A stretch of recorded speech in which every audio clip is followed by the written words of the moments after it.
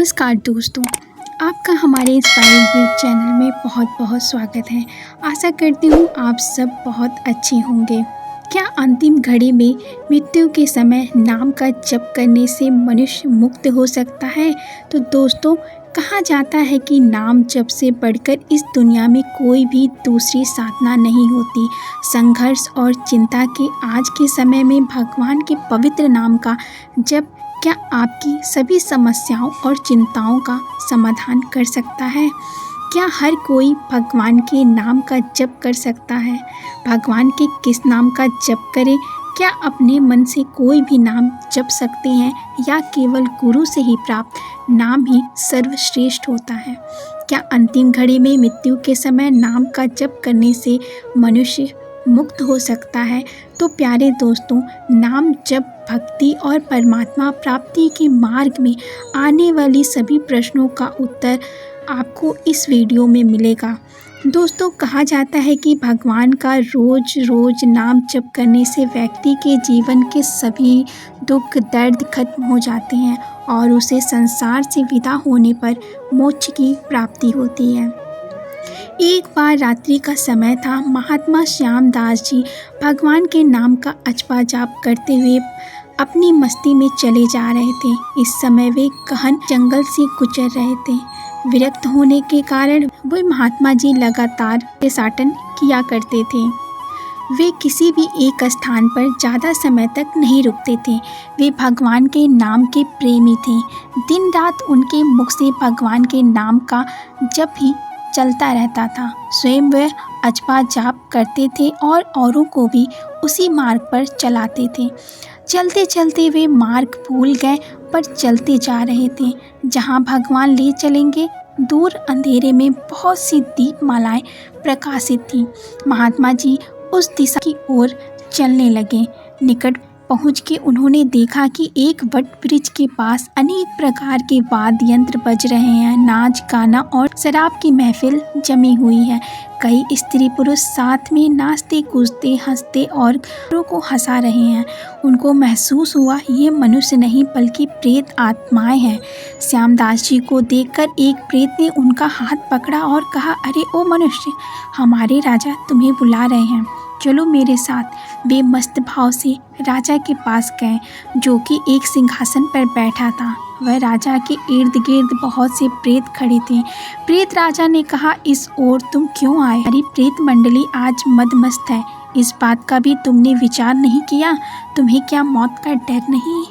मुस्कुराते हुए महात्मा श्यामदास जी बोले, मौत का डर और मुझे? हे राजन, जिसे जीने का मोह ही ना हो उसे मौत का डर कैसा है? हम साधु लोग तो मौत को आनंद का विषय मानते हैं। यह तो केवल देह परिवर्तन होता है, जो कि प्रारब्ध कर्म के बिना किसी से नहीं हो सकता। प्रेतराज ने कहा, तुम जानते हो हम लोग कौन हैं? महात्मा जी ने कहा, हाँ, मैं अनुमान लगा सकता हूँ कि आप लोग प्रेत आत्मा हो। प्रेतराज ने कहा, तुम जानते हो मानव समाज हमारे नाम से ही कांपता है। महात्मा जी ने कहा, प्रेतराज, मुझे मनुष्य में गिनने की गलती मत करना।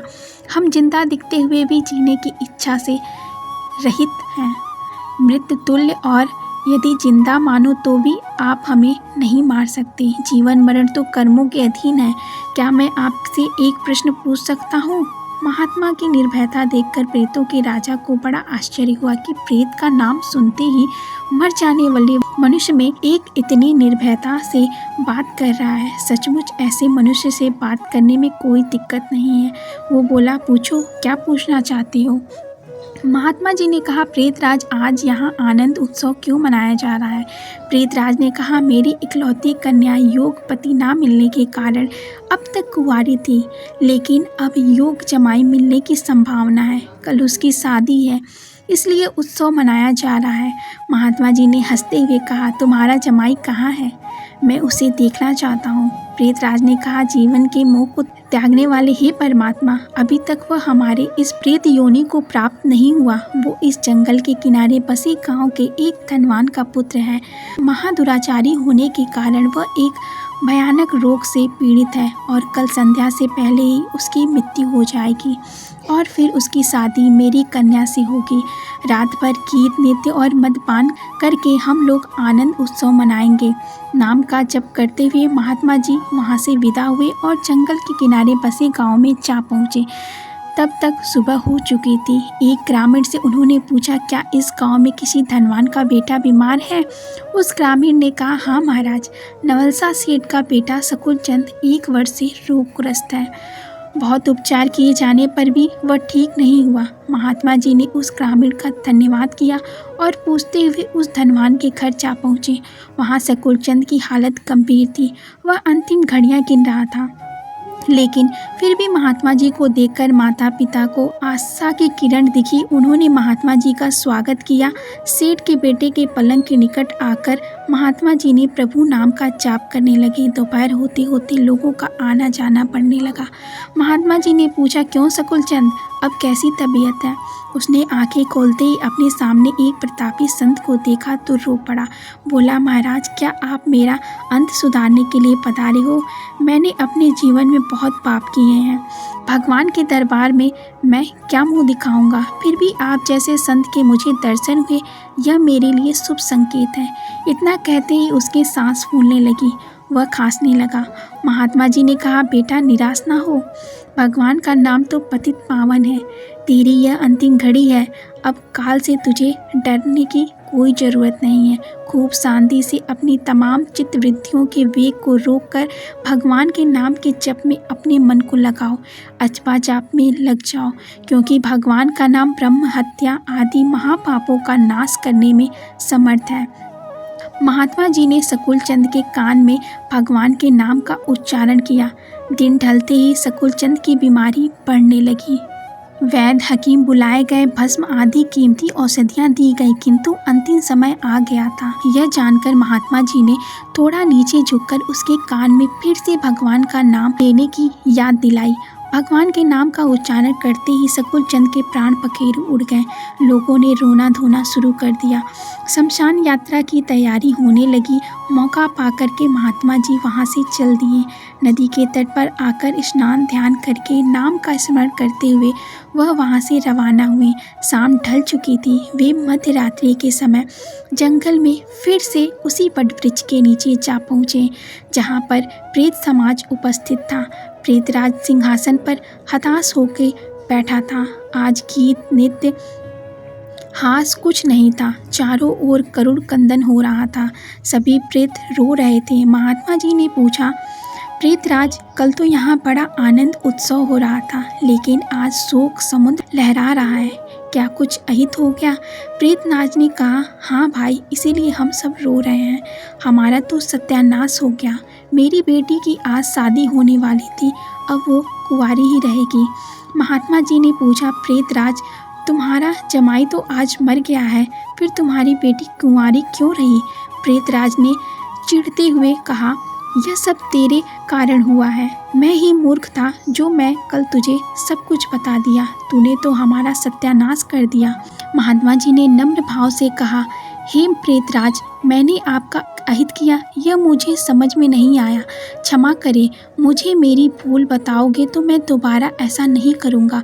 प्रेतराज ने जलते हुए हृदय से कहा, यहाँ से जाकर तूने उस मरने वाले सकुल चंद को नाम स्मरण का मार्ग बताया और अंत समय भी उसे भगवान का नाम कहलवाया और मेरी बेटी कुंवारी ही रह गई। महात्मा जी ने कहा, क्या सिर्फ एक बार नाम जब से वह प्रेत योनि से छूट गया? क्या आप सच कह रहे हो? प्रेतराज ने कहा, हाँ भाई, जो मनुष्य भगवान के नाम का जप करता है वह नाम जप के प्रताप से हमारी प्रेत योनि को कभी प्राप्त नहीं होता। और यह सच है कि भगवान के नाम जप में नर उद्धारण शक्ति होती है। भगवान के नाम जप का यह प्रताप सुनकर महात्मा जी प्रेम के आंसू बहाते हुए वहीं पर भाव समाधि में लीन हो गए और उनकी आंखें तब खुली जब वहां पर प्रेत समाज उपस्थित नहीं था। सूर्य की सुनहरी किरणें वट वृक्ष को शोभामान कर रही थी। महात्मा जी वट वृक्ष के नीचे नाम जप करने से सभी प्रेत आत्माओं को मुक्ति मिल चुकी थी। महात्मा जी वहां से उठे और भगवान का स्मरण करते हुए अपने रास्ते पर चल दिए। कहते हैं कि नाम जप करने वाले व्यक्ति को उसके अभिमान, लालच, वासना, क्रोध और द्वेष जैसी भावनाओं का भी अंत हो जाता है। प्यारे सज्जनों, नाम जप से बढ़कर कोई साधना नहीं है। तुम जो चाहो सो करो, पर नाम लेते रहो, इसमें जरा सा भी भूल ना हो। मेरा सबसे यही पुकार के कहना है कि नाम जपते रहो। भव सागर से पार उतरने का सबसे श्रेष्ठ साधन है ध्यान, और ध्यान का आधार है नाम जप। नाम जप चलता फिरता परमात्मा है। ध्यान तो दिन में 2 घंटे ही करना होता है और शेष समय में नाम जप ही सुलभ और श्रेष्ठ है। नाम जप की महिमा अतुलनीय है। नाम जप ईश्वरीय शक्ति का आहार है। जैसे हम अतिथि को प्रसन्न करने के लिए स्वादिष्ट पकवान परोसते हैं, वैसे ही ईश्वर को रिझाने के लिए एकाग्र चित्त और श्रद्धा भाव से लय ताल युक्त किया हुआ नाम जप बहुत ही श्रेष्ठ आध्यात्मिक भोजन है। प्यारे दोस्तों, नाम जप मोक्ष को प्रदान करने वाला है। वो बड़े भाग्यशाली हैं वो लोग हैं गुरु सेवा और गुरु मंत्र का धन इकट्ठा कर लेते हैं जिसको सरकार व मौत का बाप भी छीन नहीं सकते। मेरी ईश्वर से यही प्रार्थना है कि आप सबको भी वही धन मिले। आपको कथा मिली या रास्ता मिला, हम तो यही चाहते हैं कि आपको दोनों मिले, जो कि कई पुण्य आत्माओं को मिला है। सभी संत महापुरुषों ने आत्म कल्याण के लिए सत्संग को ही सर्वश्रेष्ठ माना है। वैसे तो प्रत्येक सज्जन की संगति लाभदायक होती है, लेकिन जिन महापुरुषों ने अपने जीवन को परोपकार और ईश्वर चिंतन में ही लगा कर रखा है और सामाजिक प्रपंच को त्याग दिया है, उनके उपदेश सुनने अथवा उनके समीप बैठने से ही मनुष्य के विचारों और उसके आचार में निर्मलता आती है, उसकी बुद्धि शुद्ध हो जाती है। सत्संग के प्रभाव से मनुष्य को ज्ञान की प्राप्ति होती है और आत्म कल्याण के मार्ग पर वह अग्रसर होता है। कहा भी गया है कि कबीर संगति साधु की हरे और की व्याध, ओधी संगत क्रूर की आठों पार उपात। आत्म सुख और परम शांति के लिए संत महापुरुषों का सत्संग परम आवश्यक है। इसके बिना जीवन का कोई आनंद नहीं पाया जा सकता है। इस सत्संग के पूर्ण लाभ के लिए ही नर देह को धारण करने के लिए देवतागण ललायित रहते हैं। प्यारे दोस्तों, आशा करती हूँ कि आपको ये आज की वीडियो पसंद आई होगी। अगर आज की आपको ये वीडियो अच्छी लगी तो हमारे इस चैनल को लाइक और सब्सक्राइब कर दीजिएगा, और हाँ, बेल आइकन को प्रेस कर लीजिएगा और भगवान का नाम जप करते रहिएगा। आशा करती हूँ कि आपकी भी सारी मनोकामनाएं भगवान पूर्ण करेंगे।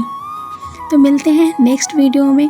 तब तक के लिए अपना ध्यान रखिएगा, और हाँ, कमेंट में हर हर महादेव लिखना ना भूलिएगा।